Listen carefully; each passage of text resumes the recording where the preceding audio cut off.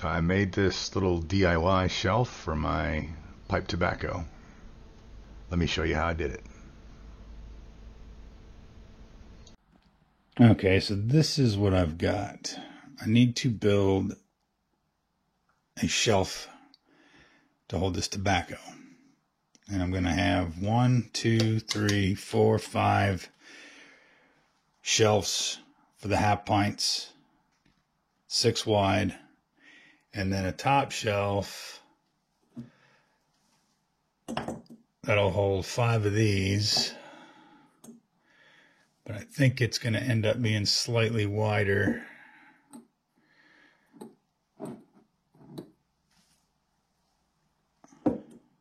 Yeah, slightly wider from my measurements. So I'm going to have 5 shelves, and then, I don't know, kind of a larger type box shelf on the top of the actual shelf, because it's going to have to come out just a little bit and frontwise and then to the sides a bit. So in the rough drawings, so that's the rough drawing. I haven't decided what I'm going to do in this open area.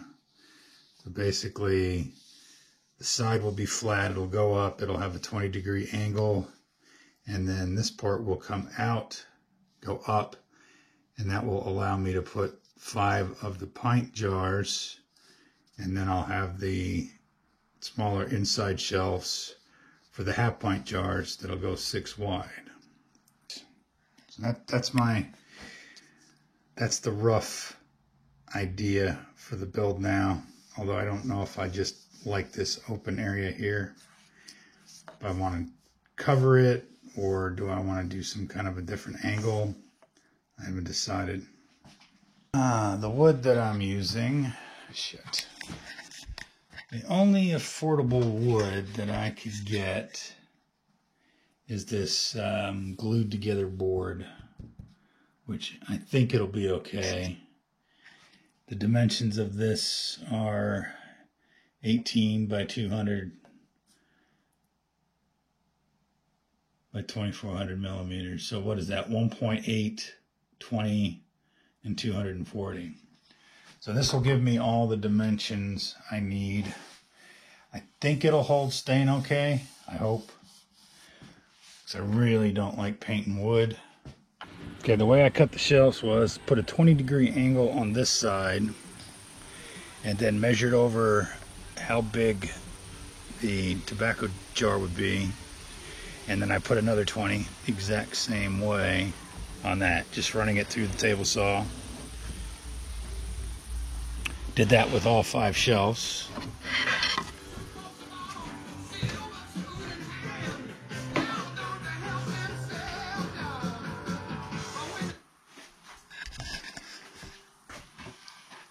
Then, with the miter saw, cut these at the same 20-degree angle from back to front. So those are the 2 sides, like that. And then finally, for the top piece, as you can see, it's going to be slightly larger.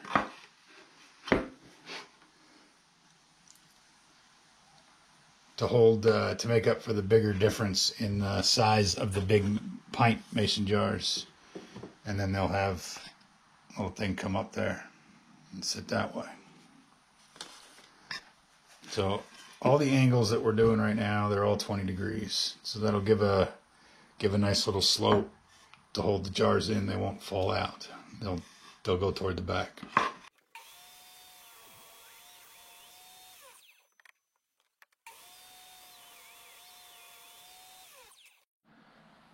Well, a little bit of math error. I calculated the wrong gap when I did the original plan. I planned 7.5. That was way too small, which is strange because that's only 7, but apparently when you set it in there sideways, it doesn't work out. So I actually had to go at 8.2. So that left nowhere near enough room for the top shelf,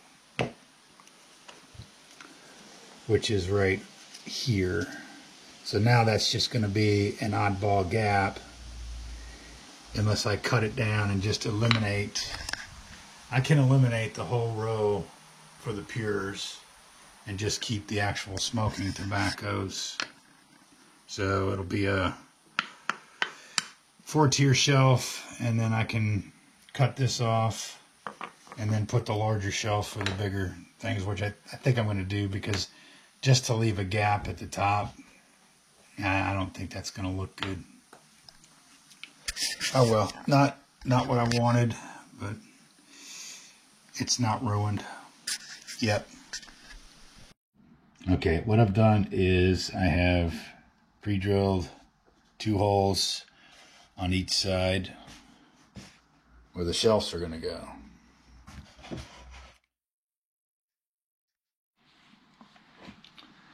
And once the glue sets up, then from the pre-drill holes, I'll use the drill and go in just up to the tape.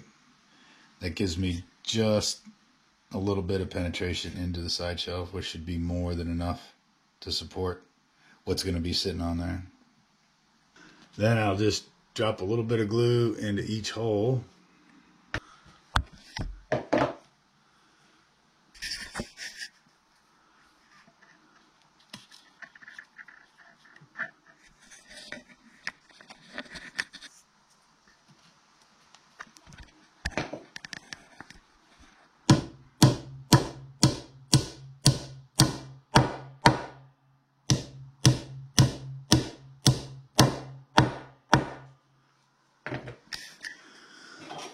And once that dries, take this and just cut it off. And basically, I'm just going to repeat that process all the way up.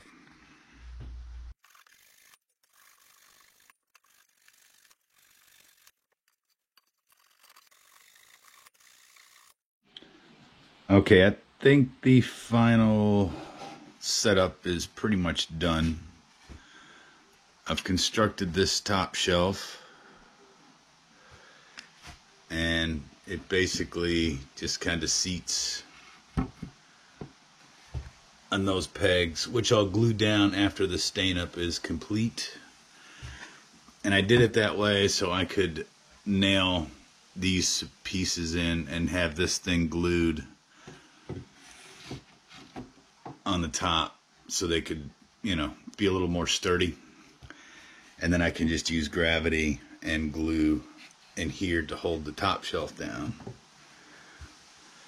And what I did at the back was I just created a little lip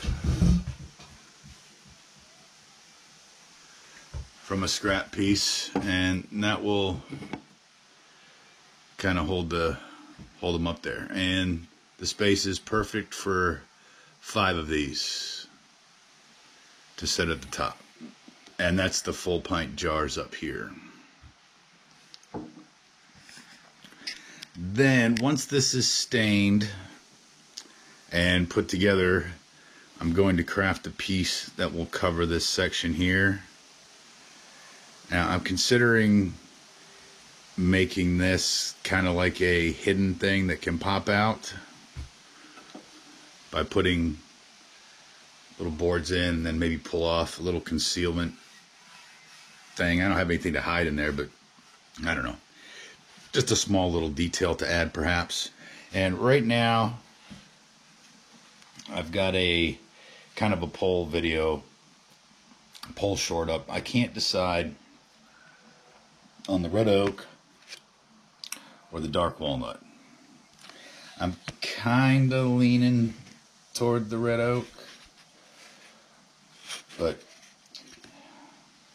I'm not really sure. This one has a little more color. This would probably match some of the furniture in my office a little better. I just don't know. So, I'm just prepping all the wood, sanding it, not perfectly smooth, but kind of getting it ready for stain. I'm going to leave the poll question up for a few hours and see what kind of votes I get. And then, yeah. And at the back, to hold the tobacco from obviously sliding out against the wall, I'm thinking I've got all these pieces, scrap pieces, that were the leftover from when I cut the shelves down, and they will kind of fit with this angle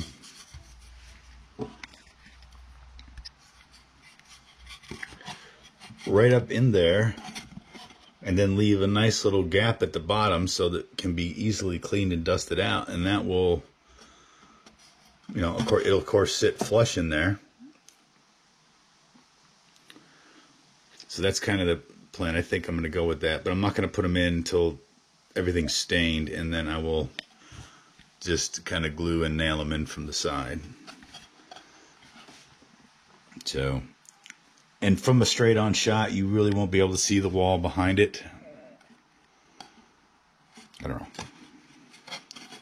know. That might change, but I'm pretty sure that's how it's going to go. Okay, my original plan for a backstop to keep the jars from sliding out was to take this full-size piece and mount it up toward the top, leaving a space at the bottom. But it pushed the jars out too far. So what I've done is taken the same piece, which is basically just the other half of the board that I ripped. Take this piece here and rip it down to this, and this guy will just sit at the bottom. Then of course I have to stain the top, but that kind of puts the jar kind of right at the perfect position, just a slight overhang at the front, and it'll still allow the background wall to show through.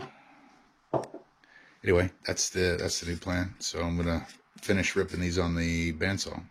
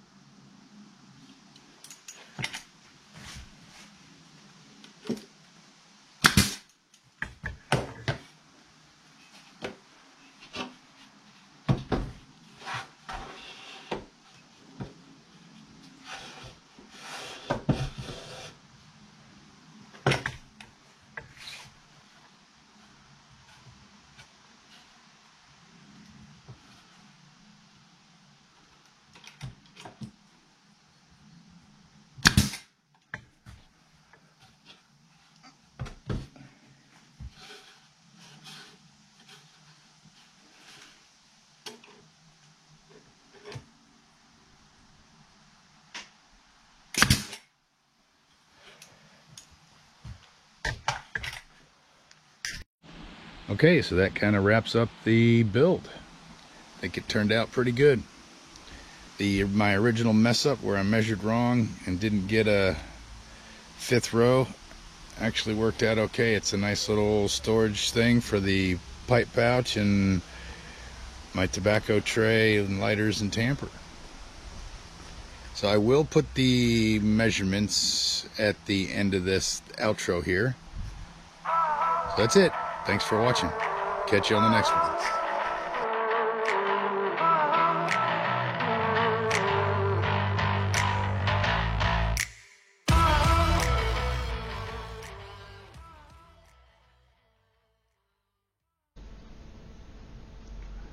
Okay, I just wanted to go over real quickly the measurements for all the parts. First up, these are the sides, and all the measurements are in centimeters. And all of the angles are all 20 degrees, so any angle, there's is on a piece of wood, it is 20 degrees. So these are the two sides. You'll need two of those. These are the 5 half-pint shelves that go inside here. This is the top shelf for the full pint that sits on top of the main frame. And these are the two side pieces that sit on the edge of the top shelf to keep the jars from rolling off, the pint jars. And these do have a 20-degree angle. It's kind of hard to tell from my drawing. Now at the back of the 4 rows of half pints, this is the stop. Again, 20-degree angle here, 2 centimeters, 2.6, and 44.7. That just sits right flush with the back edge of the shelf. This is the one that goes in that small little section at the back. It's got a 20-degree angle on the top and the bottom. I didn't write it on there, but that just slides into the back and gets set flush. And this actually goes at the back of the top shelf here to keep the full pint jars from going back. So sorry for the bad drawings, but that's basically all of the parts that you'll need for this build. And I will put on the screen the thickness of the wood. I forgot to annotate that on the drawing, so I don't have it here for the recording.